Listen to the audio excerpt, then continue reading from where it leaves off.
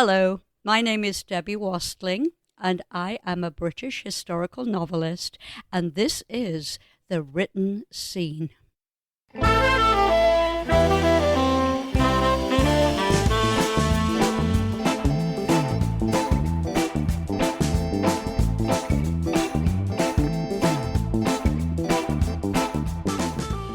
Hello and welcome to The Written Scene. My name is Adam Greenfield. I am the host. If you are new here, welcome. What we do is we talk to authors and sometimes musicians and even editors and publishers and maybe bookstore owners if we can about the path and process of writing. If you have been here before, welcome back. Please tell everyone. Now, before I jump into today's guest, I do want to mention just one thing. For the last 3 or 4 years, I have tried to make this podcast adless. I didn't want to put a lot of ads in it. However, in order to maybe get a little gas money, I think I'm going to change that. So if you haven't heard them already, you will probably hear a few ads. Now, if there are any ads in there that bother you, please tell me. I'm going to try to get it as niche as possible to writing or the arts. But if you hear anything in there that doesn't sound right, please let me know, and I'd be happy to figure something else out. So with that said, let's dive into our conversation today. Our guest is someone who was sent to me, sort of, through an old podcast guest, Thomas Wing, and I'm very excited to talk to her. So, Debbie, thank you for being here. Thank you for inviting me. It's fun already. Already? Yeah? Yeah. I'm trying to keep it cool in the apartment. We're getting warmer, so if it gets too warm, hopefully the water here helps. Thank you. So, of course. All right, so let's do this. Let's start with sort of your more current stuff. You have a trio of books, the Bell Family series. Is that correct? That's correct. I never knew I would be a novelist. I've written most of my life, Yeah. but when I found out, COVID changed a lot of things. Yeah. So some family reached out to me. I have a family who haven't spoken to each other for 40 years. Oh, wow. Yeah. And I have one of those, too, if it helps.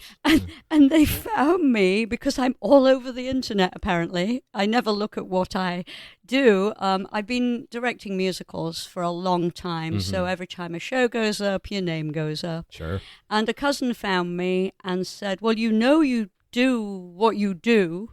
And I said, what? Well, because Grandma sang for the king. And I said, which king? Well, this was George V way back in the 1920s in England. She opened Wembley. So you must have her genes. And I said, why did nobody in the family ever tell me this? Yeah, it would have been good information to have. You know, as I was going through drama school and becoming a director and writing musicals, nobody actually, I believe my father may have done, because he used to say, well, you like Grandma. And I would look at his mother, my paternal grandmother, and she played the piano, okay, which I do. But she was a farmhouse wife. Oh. And they had a farm. Okay. And my dad grew up on a farm. I thought, I'm not at all like her. But of course, my cousin meant Grandma Bell, hence the Bell Publishing. Okay. And she was a coloratura, and she sang opera. Oh. And just was lucky enough to be accepted into the choir, which opened Wembley in 1924. And it was actually quite adventurous for her because it was miles away from Yorkshire, where we all came from. Mm-hmm. But she wanted to be big. And there... I'd say opening Wembley is pretty big. Yeah. Well, it should have opened before the war. It was ready before the First World War. Oh. But, of course, the war came along. Delayed so all it that. got delayed. And it was sponsored by the LNER, which gave me my novel, which is the London and Northern Eastern Railways. That's so cool. And gave me The Flying Scotsman Sings, because at that event, she met a train driver. So that's why a train driver met an opera singer and started the Bell family. I love that history, and you had no idea. Nobody, well, all my mother ever told me about her father, he drove trains up and down the coast. We never saw him. Yeah. And he did it for 46 years, which I think takes a lot of... he was in the First World War. Okay.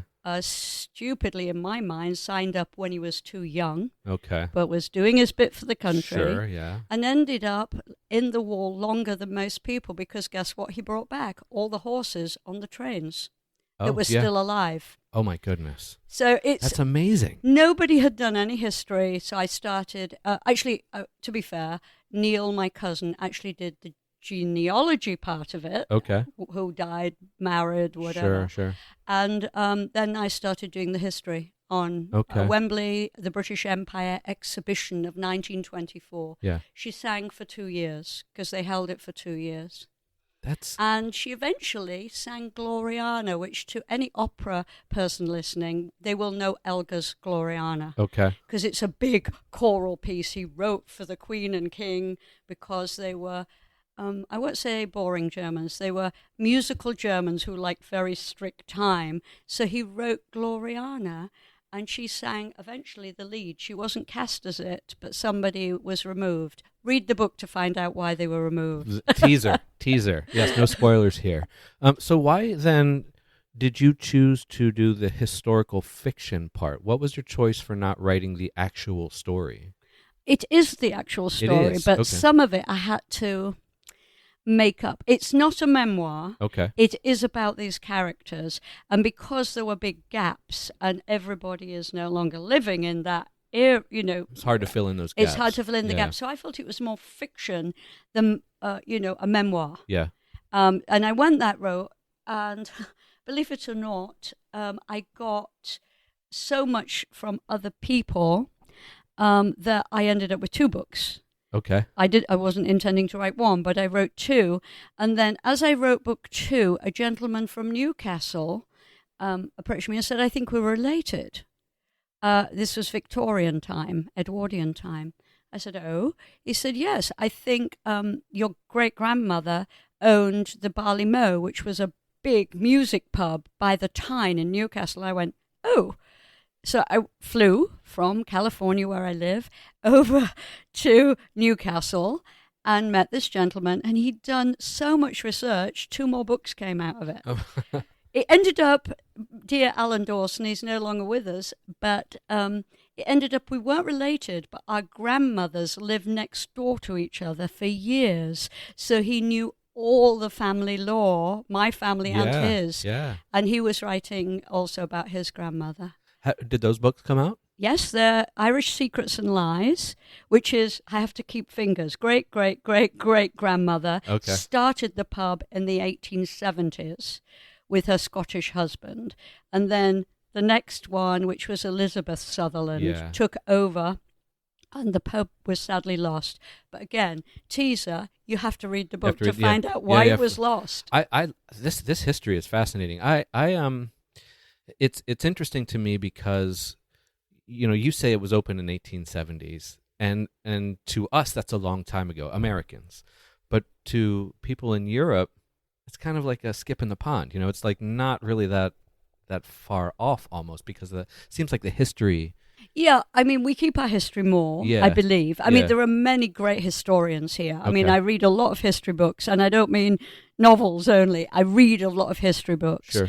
And I do find Americans are very detailed about the history. When they get into history, they're amazing. Yeah. But yes, I would agree that we've kept our history more in people's faces, sort of, in England. You can go to all the 13th century churches. Sure, yeah.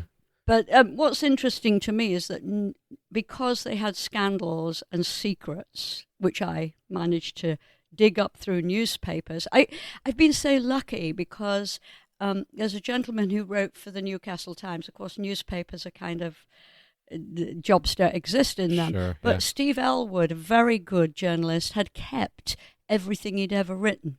And he wrote a lot about the pub. Oh, that's cool. And he knew the pub before it closed. It's still standing because it's a historical building, but nobody has done anything with it. Do you know what the name of that pub was? Yes, the Barley Mow. The Barley Mow. If you ask anybody from Newcastle, even in America, they know the Barley Mow. Really? Because it's right on the front of the River Tyne. And it's now a place where many tourists go. Okay. But it was there. It's a Georgian building. 3 stories, and that was the family home, the Sutherland family home. That's so cool. I love that. So are there 4 books now? Or 4 books. 4? Okay. Actually, there's a 5th coming out later this year. Yeah, But the 4 go in order. Sadly, I'm a very dysfunctional writer because I wrote backwards instead of forwards. That's okay. Because I didn't know. Sure. Didn't know all the history. It actually kind of makes sense based on just what you were saying, that you didn't know all the history and now you have that history. Yeah, So it's opening. I wanted it before, because I have no children, so I wanted it down. yeah, So people, they may not, but if they're sort of a student in Newcastle and it's a they're doing the historical record almost. yeah. And people tell me they love the characters. Well, of course, I've been a director of theatre forever, Yeah. and You're so going to be able to tell a story. and I love, Yeah.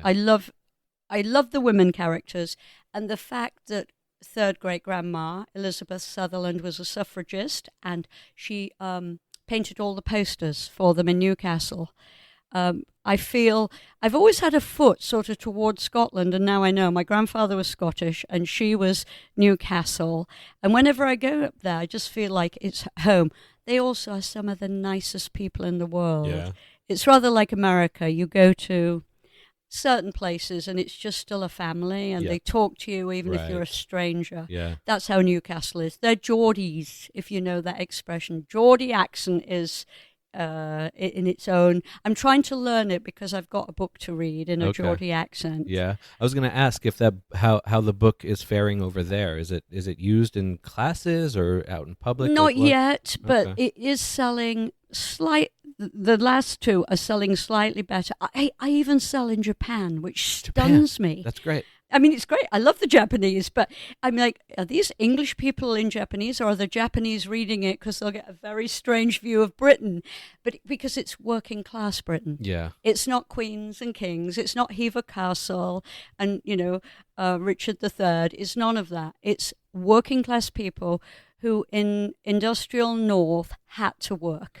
So just to get a geographical sense of where Mhm. this is, London is sort of the southeast almost. Mm-hmm. So where is Yorkshire, Newport, So you all draw a line up the country as if you're going to Scotland straight, that? Mhm. and you get to a little place called Hexham, which is a market town. Okay. And Hexham is like one of the last market towns before you reach Scotland.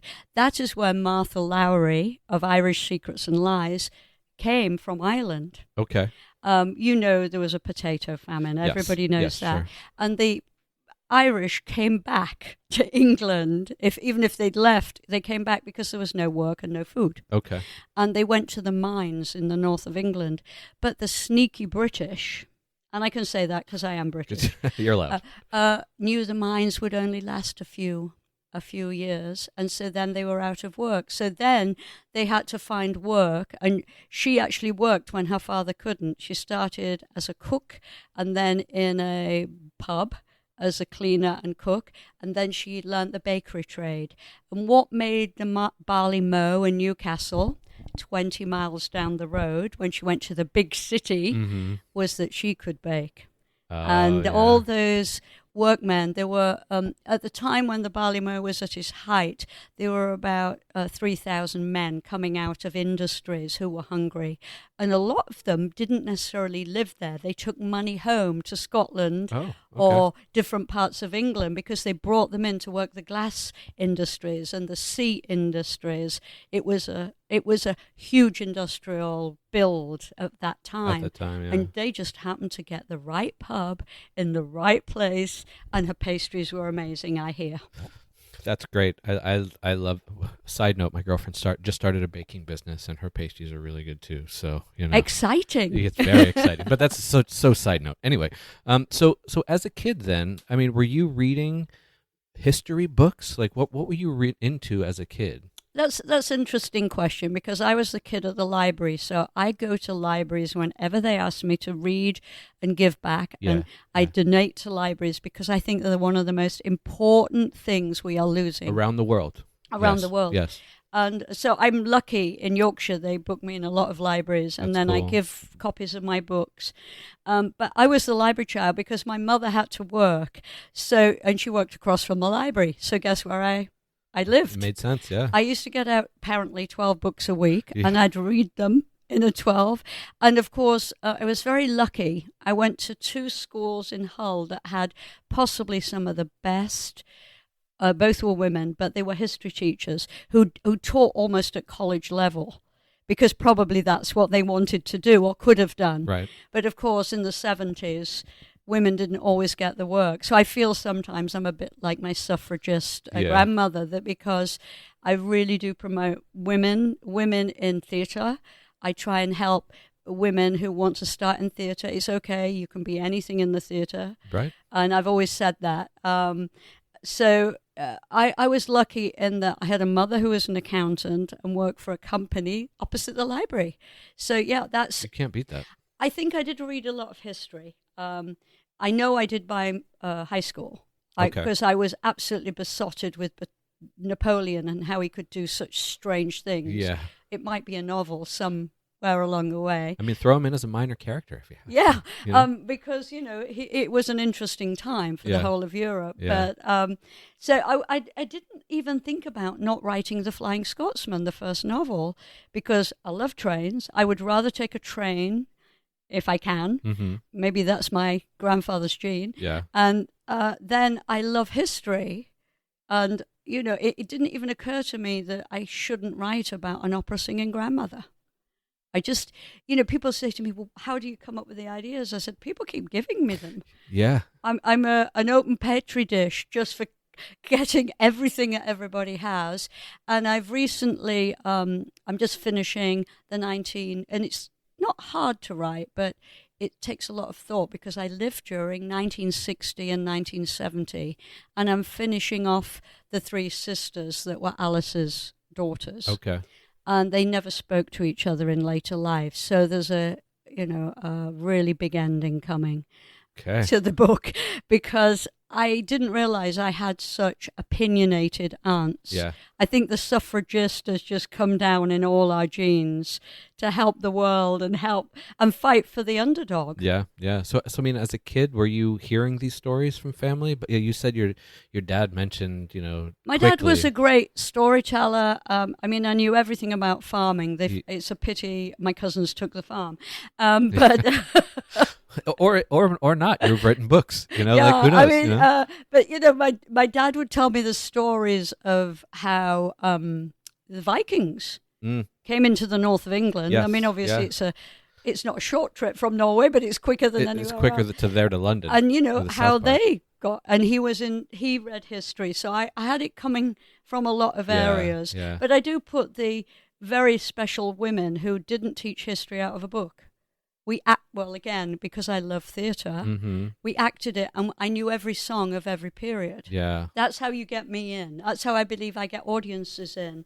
The third book about the sisters has a chapter for every single period that we go through the 50s. It's named after a song of the time.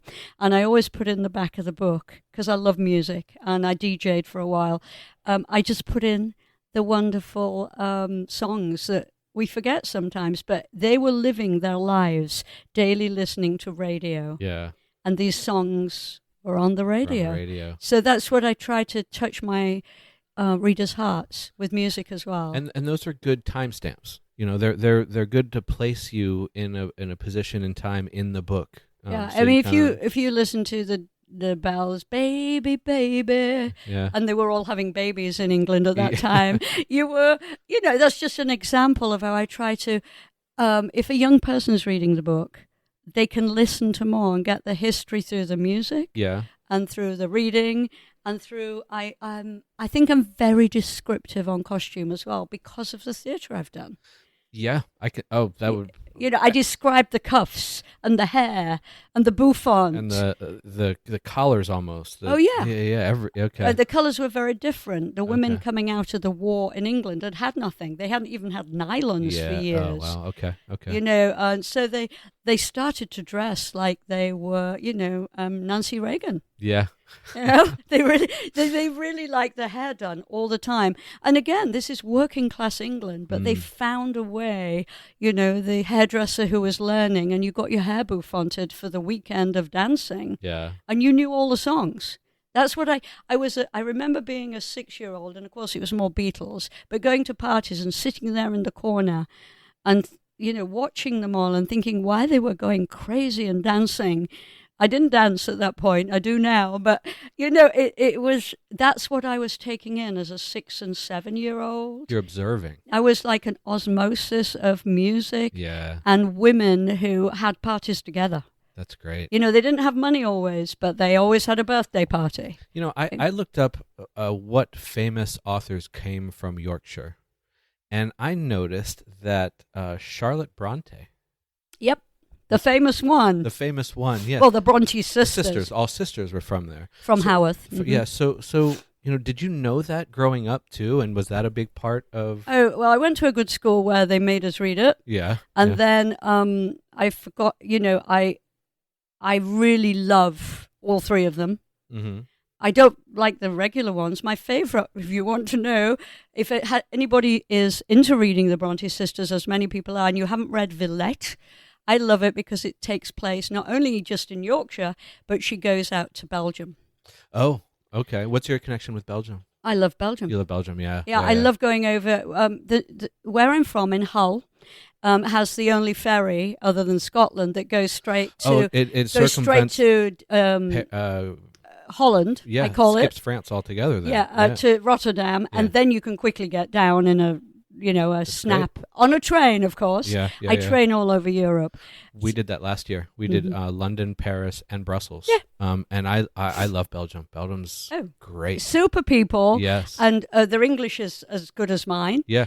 So you don't have a problem. What's interesting though is that that's not even that might even be the fourth language they speak. Oh yes, absolutely. They're much better at languages than we are. Yeah. And so I find Belgium to be beautiful. Yeah. And Did you get any other? Did you get Winifred Holby as a Yorkshire writer on your list? That name sounds familiar. Like I'm visualizing. Let me tell you but about her. Please do. She's yeah. the only other one. Well, there are several from Hull now. Okay. Louise Beach has just written about Marilyn Monroe, and I'm going to do an event with her when I go back. Oh, fun. But Winifred Holby was she was from East Riding, which is just outside Hull, and she wrote about women in communal, sort of where I came from farming communities, and how they relied on each other in far out flung places.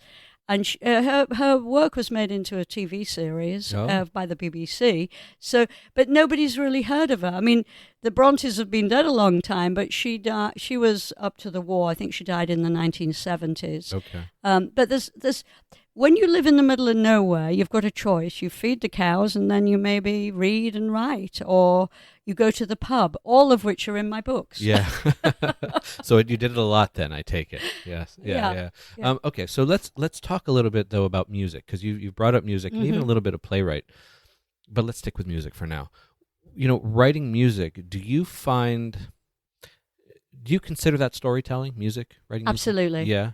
My stories, my songs are always like stories. Okay. In fact, somebody said to them, I wrote a musical which did quite well. It got somewhere in a competition, but it was a rock band who were failing, so they killed themselves off. Not really, but literally. But to do it as a little, okay. Yeah. So that they could get more residuals and money backing because they were used to being rich. Yeah, it's a fun story actually. Yeah, and I wrote quite a few songs about how they felt about that and band life, and they were telling each of the characters in the band their stories. I just keep writing. That's probably what I love doing. I wrote a story with our students at school. In England, we take A levels, advanced at 16 through 18, and they had to pass A level theatre. They had to write a play. So we wrote about while Princess Diana was having all her struggles about bulimia and all the things that young women to keep thin. So, and that won an award, and we went on TV. Cool. Well, I didn't write it, but I guided the girls on how to write it. So I've had some real moments where I feel if I had written novels earlier, I may have written about more society. As it is, it's historical society, so it's still there. It's still covering. I really do touch on my latest novel, which will come out later, about the three sisters, about their Labour Party and how women were getting into politics in the 70s, 50s, 60s, 70s. They weren't wanted, but they were pushing. Is including politics in those stories Was that ever something that you considered not doing? No, I couldn't because my mother worked for Sir John Prescott, who Okay. became a Labour under MP. She did his job while he disappeared to Oh, Labour. And I write that in the you do book you? because Okay. I know Good. Yeah. Right. that, when you are a politician, you disappear even if you have a job. Sure. Okay. Yeah. And so she took on all the management of the company, and I felt that was a very important part of her life because she wouldn't have started a business Mm-hmm. if she hadn't have had that power of running Okay. the Okay. company they work for. No, I've never shied away from politics because I'm not political in that sense, but I think women are now seeing way more than they could in Yeah. earlier generations, and it's not always good. It's not like it isn't good for men, right? Right. Yeah. It's a very Yeah. tough road to hoe, and I'm really glad there are that young women can make a choice if they want to now, rather than fighting to get in. My mom's oldest sister, she was the Labour Party secretary, so she was allowed to take down all the words that the men, expounded at their meetings, but she could never really be part of it, Yeah. which was the 50s. So it's interesting, isn't it? She was obviously political. I think I have a feeling having a layman, her father, the train driver, Mm-hmm. got her into politics because Okay. trains are quite political in any country. Yes. Transport. As a side story, my brother's a lawyer, Okay. and there was a French rail company that wanted to put a line through the state of Maryland. But it turns out that this rail company had a role in transporting Jews to concentration camps and Oop. never came clean about it. So my brother sort of partnered with somebody who was on one of those trains to say, you cannot have a contract in this state until you. Clean up your act. Yes, and my brother won. So yes, the railroads, it is a very political thing, and it has, even in this country, if you look back, 130, 150 years ago, when bringing over the Japanese or the Chinese. Absolutely, And, so on trains. it is a very political thing. Yeah. In World War II, they were attacking railroads, and bridges to prevent people, supply transportation. It happens to this day. And it's not always known by. I don't see it in history. I mean, I may be wrong because I don't read all American history books, but you don't see what was going on. It was they made millions from Yes. railroads Yes. every year, Yeah. and it was underhand what was going on because big business is the same anywhere. I believe. Everywhere. Yeah. Unfortunately. But I like that you kept the politics in there. I know. I sometimes I talk to authors about putting in little the hot button subjects into a story and how they navigate that. And do you write. Do you write it to be a little distanced from it, to not put yourself in a particular corner, or do you just say, no, this is what it is, and you write If I it? know the characters work through that, obviously for my aunt who was part of the Labour Party, her name's on the documents. Yeah. So I know. Can't avoid that even. I know that was fact. I try not to make up historical facts. Okay. I'm very, very. I try and do, and I'm sure somebody can come back when they've read the novel and say you got it wrong, because sometimes it's paperwork that you look at. Right. I know when I went to Hexham, the town where Martha was born, I basically had the librarians looking up everything for that market town and who owned the rights to. They're all kept in the library there. The papers from 1860 and who owned which pub. And, it was a record, but it could have been a wrong record. Sure. Because humans are human. Exactly. And I Yeah. always accept that. But I do try to qualify everything I write. But, that gives your listeners can always write to me Yeah. and tell me. I think that's good for writers to be open to that too. To say, hey, look, if this is a historical fact that is not completely accurate, let me know. You look at oh my goodness, the Mel Gibson movie, the William Wallace. Scottish. Braveheart, Yeah. and if you ask 3 different people, they're going to tell you who they think he was. Well, again, once you've been to the north of England, you will know that there'll always be three men or women in a pub, and each one of them will have an opinion about what just happened. Right, and I feel Scotland and Yorkshire were very opinionated people, and any of my friends listening will go, yes. But in Scotland will be different to England, and in Yorkshire it'll be different from Bronte country. Yorkshire's the biggest county. It's called God's County. Okay. It is a big and space. It's the most northern county? No, County Durham and Newcastle, but it is the biggest. It literally goes from the east coast almost to the west coast. It spans that entire thing. Okay. And we're just very rare people that if you ask anybody an honest opinion, guess what? They'll tell you honestly. Yeah. My mother used to say, "Are you really going out dressed like that?" Yeah. That's great. That's great. My mother used to say, "Is that really your haircut?" So I got it too a little bit. But well, I mean, I don't know. I love that historical stuff that and you're able to use that without any sort of concern about being, Well, what I hope is that people of any age will read it, and if they don't know Yorkshire, they may want to go there, or they'll feel, "Oh, I'm there," because I do. I mean, on my social media and things, and my newsletter, I put up pictures, historical pictures of everything. This is what it looks like now. I took this gold statue that they've repainted of William III, and here's what it looked like when it was first put up. So I do a lot of that comparisons because I write about that. Yeah. And I want my informed readers, who obviously like what I do because they keep signing up and keeping on the internet, I want them to know the history. So if they ever do travel, they'll know what to look for. I did the same with Brussels. I sort of went around taking what I thought was perhaps not a usual place, but in Ghent. We were staying in Ghent. And, what the castle was like, and things that weren't as important for tourists that I thought were incredible. We were supposed to go to Ghent.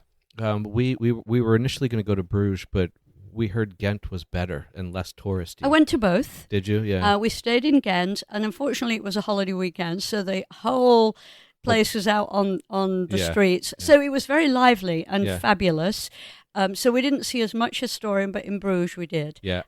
I've heard the history in both places is fascinating. Well, it's rather like they really do keep it up like they do in Yorkshire. Yeah. We have 5 or 6 13th century churches. Where can you go in the world where that still exists? Yeah. They're not necessarily churches, but they don't bring the buildings down. Somebody keeps some upkeep. There's some kind of upkeep in the county council for it, and that means people can go back if they're studying that period and actually feel what it was like. That's wonderful. And so everywhere I go in the world, I end up in very old, cold buildings. Yeah. well, let me ask you this. Speaking of going places in the world, about when did you move to LA? I've been here 30 years. 30. Okay. Yeah. So when you moved to LA, did you notice your art change in any distinguishable way? Nobody's asked me that. I know I had to start doing more American musicals because I started with stuff like Bugsy Malone, which I call kind of crossover, written by an Englishman, but a movie here. But as I realized, Disney has a strong hold on California, particularly because especially, why not? And probably Florida, but yes, yeah. And so, but we would do a play a year and a musical a year. And the non-profit I ran. So I started putting Shakespeare in, and I started writing it so it was easier for young actors, and by young I mean teenage and to adult, to grasp it. And then I toured the schools with an adult theatre company of Shakespeare. Okay. So we did Midsummer Night's Dream in half an hour so that the children could actually understand what the story was. I was storytelling Shakespeare. Cruise through that, huh? I've basically edited Shakespeare to make it accessible. We didn't steal the word. We didn't change the words, but we edited it down. And of course, Puck was always the favorite character, because he opens the show, closes it. Yeah. And I've done that with most of Shakespeare's plays. And I can honestly say, because students who I have, say, "Have you really read everything by Shakespeare?" I said, "I had to Yeah. be able to edit, because he made a lot of mistakes, like every writer, which I tell all my writers that I teach. Even Shakespeare made mistakes. Yeah, it's okay. Yeah, yeah. It's lasted a long time. yeah. And sometimes he wrote for the audience, because then he'd make money. That's okay too. Yeah. And I tell them, and I also had a TV movie about Dickens, and I felt if I was going to write about Dickens, I had to read every book by him. Yeah. Bleak House was tough, long book, but it does make me aware in historical fiction that I write that you can't write too much, because he wrote too much. He was probably getting paid by the chapter, so he kept writing. Yeah.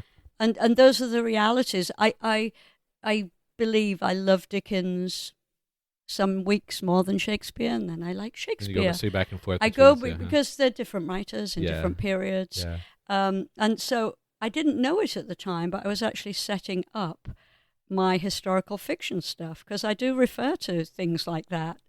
And I realized the British do speak more about Shakespeare and have quotes from Shakespeare. Yeah. Though I will say the Americans I know who know Shakespeare have the quotes too. You know, I could have probably used you as a Shakespeare teacher. I don't think I had the right one, so I never really got into Shakespeare. I didn't have the right one either. Yeah, and I think you have to especially with Shakespeare. She bored me to death, and not until I realized I had to cut some of the plays down for students that I thought, I'm never going to bore anyone. Yeah. I'm not going to go line by line. No. You know, it's interesting, but I think Americans these days love Shakespeare more than the British sometimes. He might be newer to us. Yeah, maybe it's a new playwright. It's a newer thing. Yeah. You guys have had him for a while, but that's an interesting observation. I think, you know, I mean, I grew up. I took a class or two that involved some Shakespeare, but I fought against it.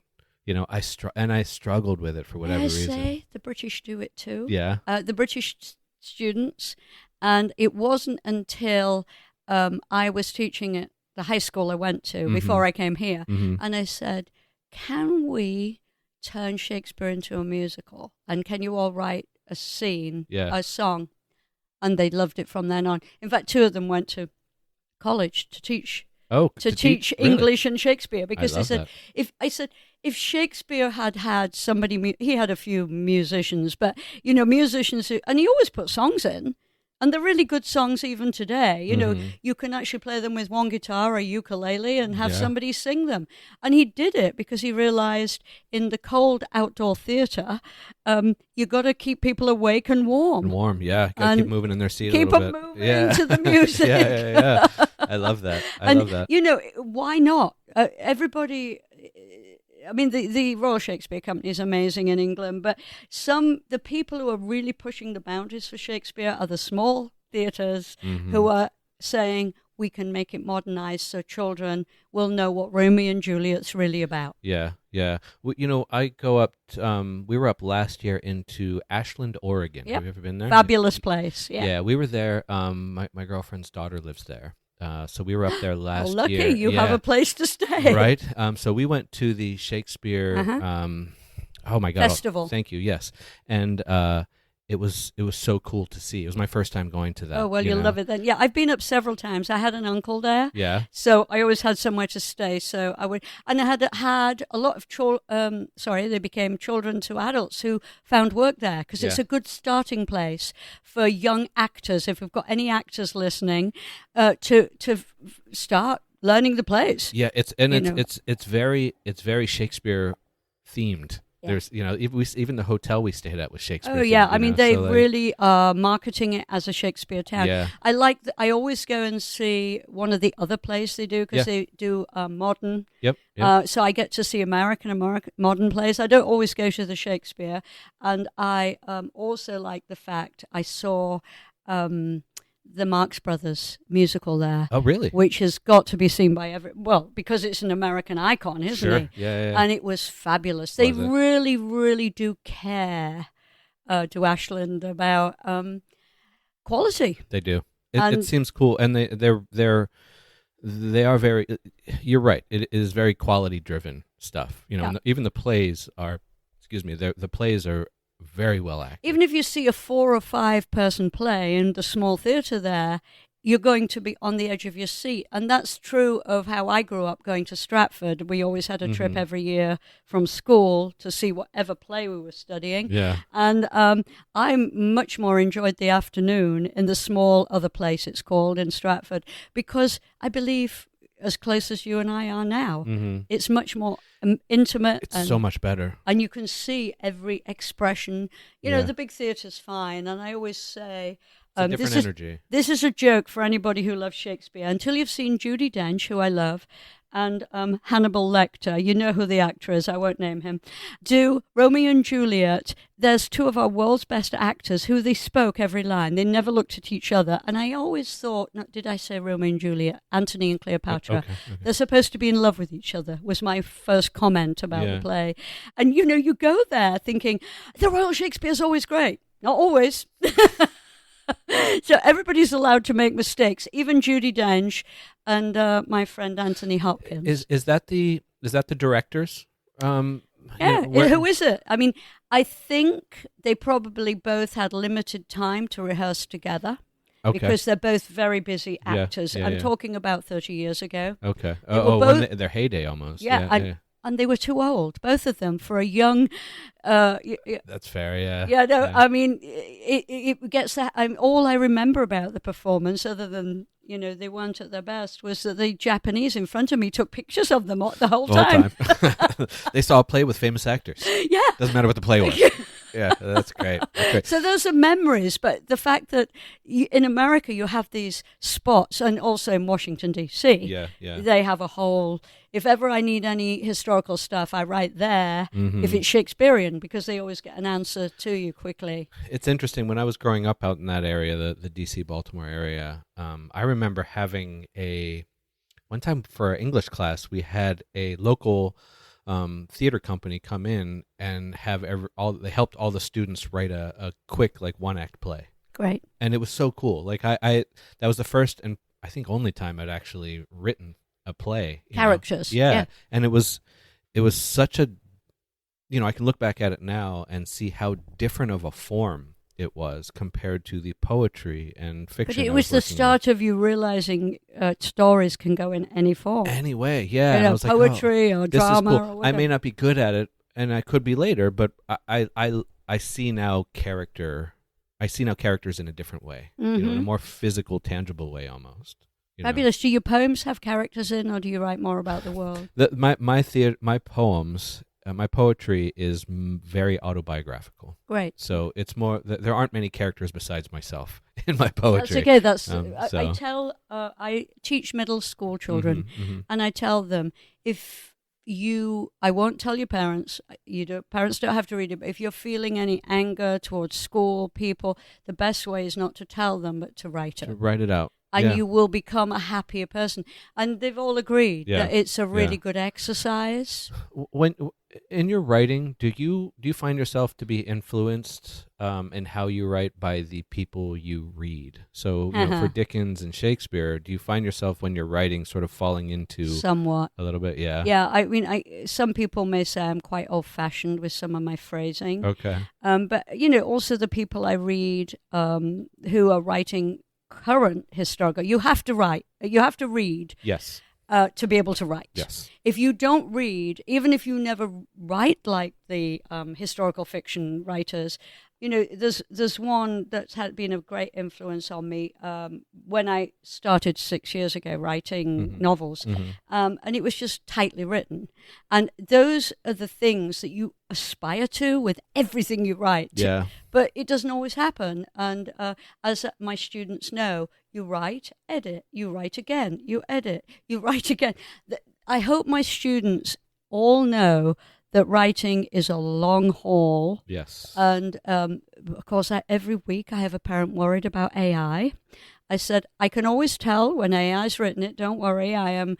And I also test it because I have them send their work to me before class, which is great, isn't it? Yeah. I mean, we Helpful. have that Yeah. now. Yeah. But I am not scared of AI. I use AI, but it's not going to take the human brain away. Sorry, but it's not. Yeah. I think it could way in the future. Right now, it's Oh, yeah. it's obvious right now. Rudimentary. Yes. Yes. Yeah. For sure. For sure. For sure. Do you have any writing rituals?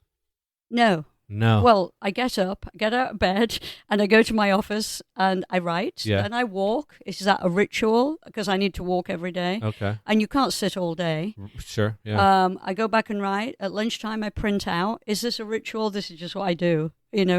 Have a bit of lunch, and then I edit.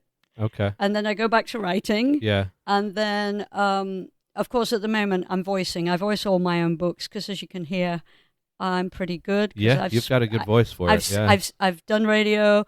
I've sung in shows, sung in a band. So I don't feel scared of it. Yeah. And I try to encourage fellow writers. I'll go online with them and tell them how to do it if I think their voice is good. Oh, I've got to pay a great deal of money to a voice actor. And that's fine if you want to. If you want to. Because it's out there. actors need Yeah. work. Right. But I do say there's something personable. There's an Irish actor. There's an Irish writer I like. And she didn't voice her own book. And I was so disappointed because she has a very great Irish voice. Yeah. And, I was like, maybe she's shy, but I do think everybody should read their work aloud. That's my ritual. That's your ritual. Okay. If there is a ritual, a process, whatever you want to call it, is that before anybody sees it, I read it out loud. That's smart. That comes from my heart that if you hear it on the stage and it's wrong, it's probably wrong. Even Shakespeare, even Dickens, So even me. Is this no matter what you write, whether it's in poetry, fiction, songs, you Correct. always do it out loud? And I ask my students at the end of class to read to each other. And it's amazing how middle school brains will go, that sentence you had there, didn't mean the same. Clunky. I didn't get it. Yeah, and quick, what they're learning to do is critique Yes, kindly, yeah. which is another thing of my Yeah. classes. And the next week, it's been worked on, and It's a critical thinking skill that I think is very important to establish early on in kids. that's what I believe. However good AI gets, I don't think it'll be as human as the human voice reading out loud. Well, AI wants to please the human, so it wants to, it wants to help you. Yeah. So it's going to give you whatever information you want, I know often in novels we don't want a happy ending, No, or we no. don't want what they're giving. Right, exactly. Totally. I love. So you get up, you write, you walk, you write, you lunch, you edit. Yeah. Okay. And I think that's a ritual. okay, thank you. I now have a You ritual. know, I can writing tell my ritual. Yeah, friends. please. Yeah. And I do that 6 days a week. Wow. Because I churn out novels fairly, not quickly because it takes forever, We're probably a lot quicker than. but it's discipline. And Yeah. I'm really grateful to theatre because musicals don't happen. It's rehearsal every night, a long dress rehearsal of 8-10 hours, and then usually directors stay and do all the cues and things after that. Mm-hmm. That's what I've been doing for 40 years of my life. So Okay. why wouldn't I do it in this discipline? It's art. Yeah. And why wouldn't you do it in this discipline? I don't have an answer to that question. I think That's a rhetorical question. That's why I don't have the answer, because I would say why wouldn't you? I will say this: if there was sort of any kind of potential reason, I work multiple jobs. We both live in a very expensive state. So we also have to take care of responsibilities if we Pay the bills. don't have the means to write all day. So for me, sometimes I can't write every day. I have a job that sucks up my brain until noon or 1 in the afternoon, and then I've got another job that requires my time. So by the time I really get to write, I'm just mentally drained. So I have to set scheduled times. I think that's really important. The best writers who, like you, work, that I know, sometimes I correct their work, they really do have a time. Don't bother me. Don't pick up the phone. Yeah. And if you can get that disciplined around your time, you will be a successful writer. Yes, as long as you have that discipline, because you have to. If you're just like, I'll write when the muse strikes or when I feel awake or whatever, it's like, no, you have to. Even if you sit down and write 3 words in an hour, you sat down, you made time for it. The next time will help maybe you'll write more. Right, Because, and I will say exercise really brings ideas to Oh, me. yeah, If I'm on okay. the bike because it's raining, yeah, or if I just walk, it brings. I'm great. I walk some days with a friend, and she's a former musician, music teacher. Gives me so many ideas. I say, "Can I have that?" yeah, Because she's she reads probably 3 yeah, books a week, yeah, and it's really important to mix with people who believe in what you believe. I mean, I don't mean historically. You can have a thriller writer and a hmm historical writer really can help each other. yeah, yeah, Because I have a friend who writes thrillers, and one question I ask, she answers it quickly, and I've been mulling over it for days yeah, because I think thriller writers, and my editor is a thriller writer, yeah, and I was worried. This is for the writers who are listening. I was worried about having him as an editor, but where he won, I said, I need somebody who's been to the north of England. He's English and he knew Hexham, the town where it started. He said, I've just come back from there. It's an amazing little town. And he walks all over the north of England Well, there you go. when he's not editing. And I said, I think I'm going to try you. And now I'm telling everybody in California to use John because he was such a guiding light. Yeah, I mean, obviously he put periods in the right place and whatever, but it was, do you mean this or do you mean that? yeah, yeah, yeah, yeah. Because I think that's sometimes writers have to think, yes, what did I mean? Yeah, What was I really getting at? Because you go typing away. It's the same with poets. The question I ask of my student poets, what do you really want people to get from this poem? don't just put words on a page. There you go. Yeah, And if you can do that, your stories will live longer. Hopefully, mine will live. I'll say Dickens, not Shakespeare. That's too long. But yeah, hopefully, why are we still reading Dickens? Because essentially, he had amazing characters. yeah. And Jane Austen. And Jane And the Austen. Brontes. And yeah, yeah. What was your editor's full name? Oh, John Hopton. John Hopton, and he's in L.A. No, he's in half Manchester and half Japan. Oh my goodness! Wow. Oh. I like the fact he was a cosmopolitan traveler. Okay. Yeah. Because I feel people who go to other countries Yeah. have perspectives of different cultures. Yeah, and that probably helps with historical fiction, I would think. Absolutely, because Yeah. we're living in a different culture, even in Yorkshire now, to what I write about. Yeah. And who knew? I mean, who knew my ancestors? I only intended to write The Flying Scotsman Sings, one book. That was it. And it just, the ball. I'm actually going to deviate for my 6th book, which I've started, and it's going to be a film script. It's about Winston Churchill and the love of his life that nobody seems to have written about. And I don't mean his wife. I love that you're writing that book because I teach podcasting to people, and one question I get relatively regularly is that what if somebody's already doing my podcast, the idea I have? And I always tell them, I say, that's fine because there's a ton of podcasts out there. There's a ton of people out there. But listen to those podcasts, find out what they're not doing, and do that. Because that is you're filling out the story when you're able to. And you're also recording it for historical purposes. Right. There may be somebody, particularly with, say somebody's studying the history of the north of England. Yeah. I'm putting it in there. It's not in every history book, but like you say, it's your view. History is always someone's view. Yeah. Whether it's historical nonfiction or whether it's fiction. It's somebody's view, and that might be relevant to papers and people in the future. Yeah, totally. When it's all been forgotten that the Irish came back over here after they'd already gone to Ireland, because there was no food. What do you do if there's no food? Yeah. You move. Yeah. Find where there is food. Yeah. You go where there is food. Precisely. Yeah. And jobs. That helps. Yeah. I can't believe we've almost been talking for an hour. So I'm gonna sort of round up here. I've got a couple questions for you. I want to talk a little bit about, you mentioned it previously. I want to talk about the nonprofit work you do, because from what I read, it seems very empowering to artists. So can you talk about what you do and why you do that? Yeah, well, I needed a job and I know I can write, and guess what I became? The grant The writer. grant writer. Okay. That's So, great. although I haven't been writing fiction, actually telling stories to a group of people who decide whether they'll give you non-profit money Yeah. is storytelling. It totally is. Yes. Yeah. So I did that for 20 years on and off, and it was to put music into the schools in the South Bay of LA because music just got cut.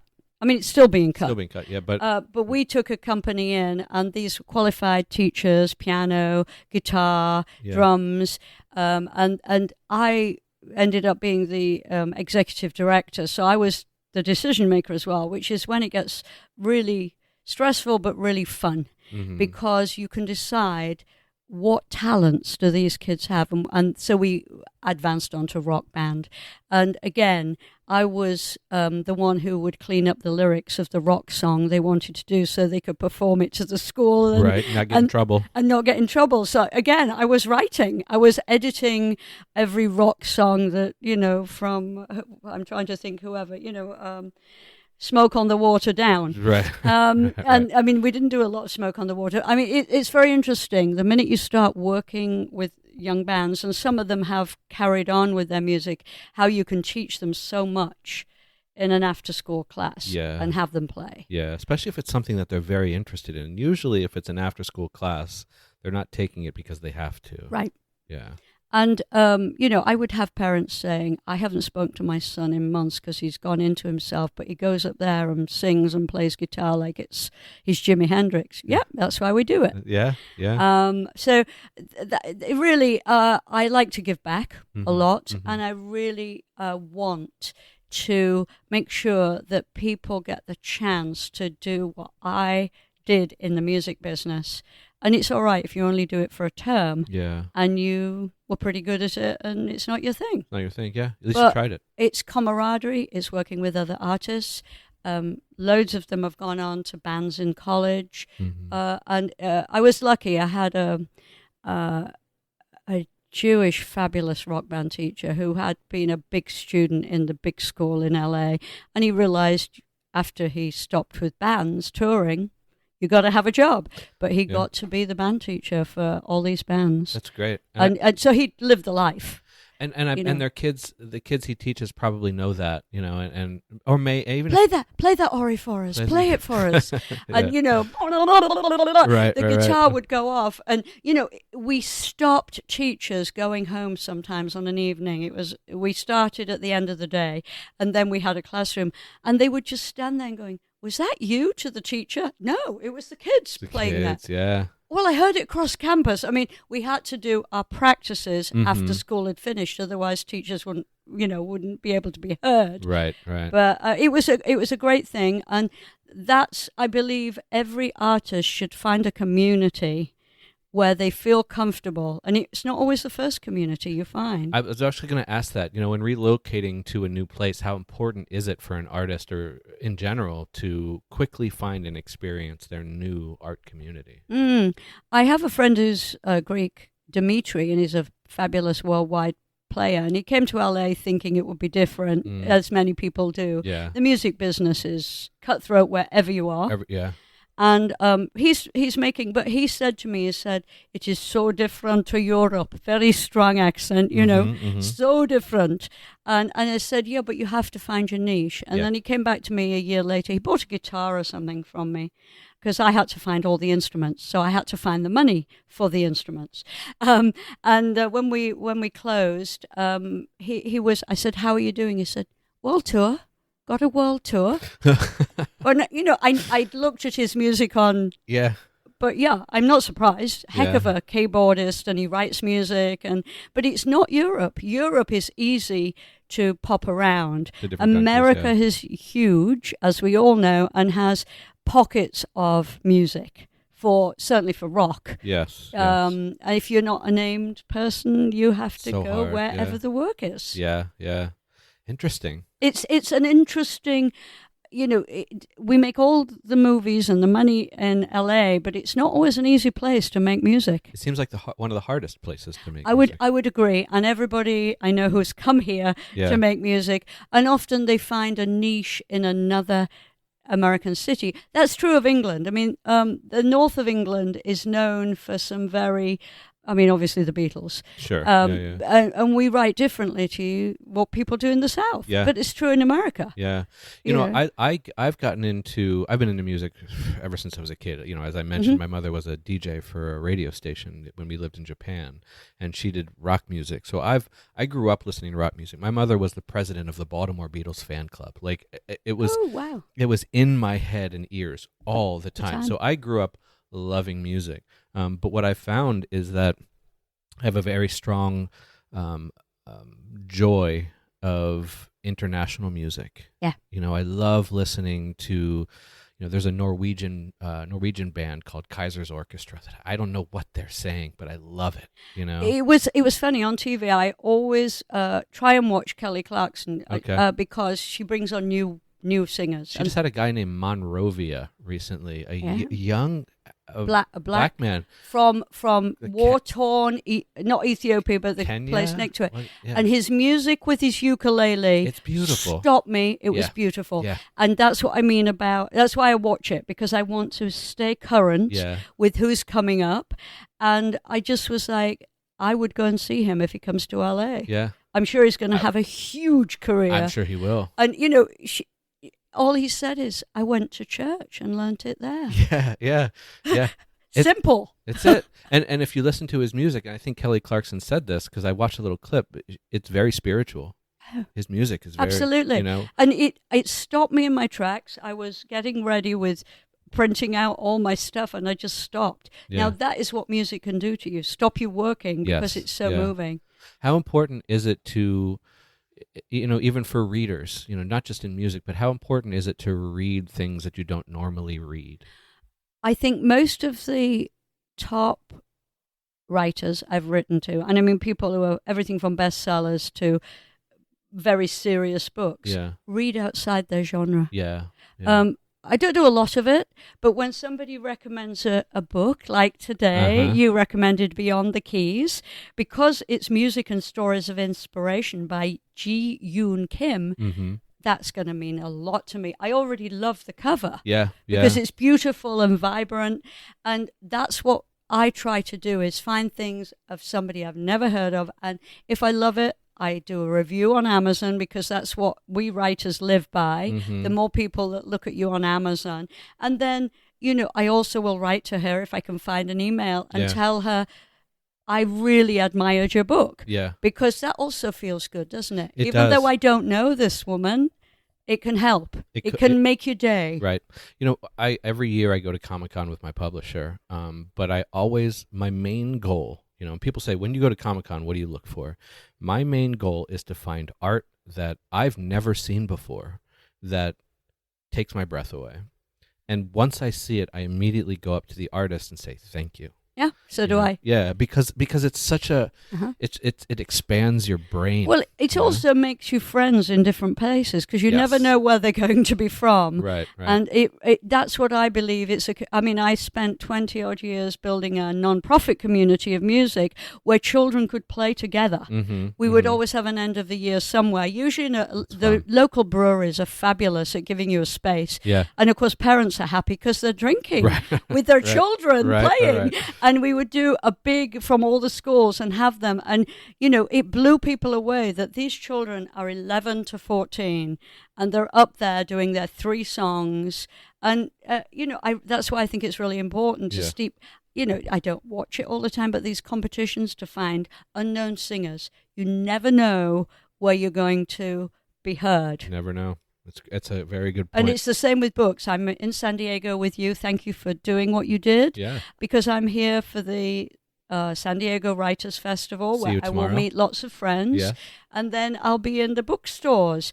I'll meet people that I don't regularly see, and that's a fabulous thing. It's so important to any artist, is to just get out there and experience new things. It's so important. And hopefully my writing will be better next week. And the following week after that. So it just keeps getting better. All right, so let's go ahead and wrap up. This is a question I ask everyone.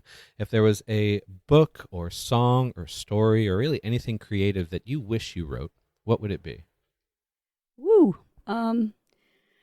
have so many favorite songs. It probably wouldn't be a book. Okay. Though obviously anything by Dickens that's historical. Sure. I mean, he wrote for money, like you. He Yeah. had to go out every day, and like me, Gotta go to work. and go to work. Yeah, pay the bills.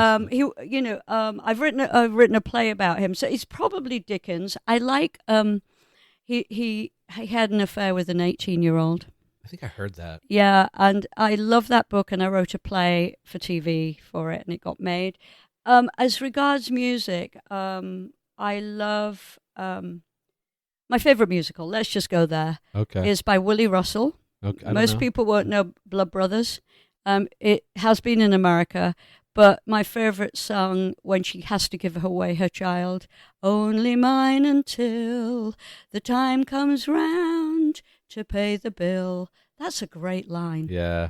Giving away a twin. She has twins and she gives one away. That's the musical. That's it. Huh? If I adore Willie Russell as a writer. He's written plays, but that particular line. I steal lines from all sorts of people if I can. Yeah. Because if I can write something as good as that line, I've touched someone's heart. You know, I was just talking with someone today about a line in a Lawrence Ferlinghetti poem that says, "A poem is a mirror walking down a strange street." Like that line, and I don't remember much of the rest of the poem, but that particular line, I wish I thought of that. And I'll finish by saying Langston Hughes. Anything by Langston, because he writes like that. Yeah. You know, he just tells you the way it was. Yeah. And he had 25 jobs because he wanted to be a poet before he was taken seriously. Yeah. So those are the people I look for. Okay. I love that. I'm gonna have to go. What was the playwright's name? Willie Russell. Willie Russell. Everybody in England will have seen one of his plays. He's again Liverpudlian. Okay. So the Yorkshire people and the northern people tell it the way it is. And life is tough in industrial places, whether it's Baltimore or... Oh, believe me, yeah. Hey, what musical is set in Baltimore, you know? Yeah. Good Morning Baltimore. Yeah, right. Yeah, John Walters. You know, yeah. I remember my mother, speaking of John Waters, my mother... God, this is crazy. That play Hairspray. Mm-hmm. That's what it's from. Yeah. So that show, I can't remember the name of the show that was kind of based on, but my aunt was a dancer on one of those shows. So my mom, one time when they had the siblings come on, you know, the younger siblings. In the 60s, In the 60s, right? yeah. My mom went on that show. So when she was real excited when Hairspray came out, and because it was her childhood, you know, she grew up with that stuff, and the arts in Baltimore, music and just art in general, is fascinating. Because it's an industrial city. It's hard. You have to have the joy. Yeah. Hull, where I come from, industrial, naval city, and basically you have to have something to get you through the hard times. Well, you look at Barrio Logan right here in San Diego. Mm-hmm. You know, it's difficult down there, but the art. Look at the way they paint their cars. Yes, yeah. I mean, that's art. Yeah, it is. So that's a really good point. I'm glad you pointed that out. Thank you. Yeah, no, I mean, I believe art comes from some of the weirdest places. Yeah. And the children that are given it are usually happier. Yeah, that's a beautiful place to end. Debbie, thank you for doing this. Thank you for having me for this wonderful moment.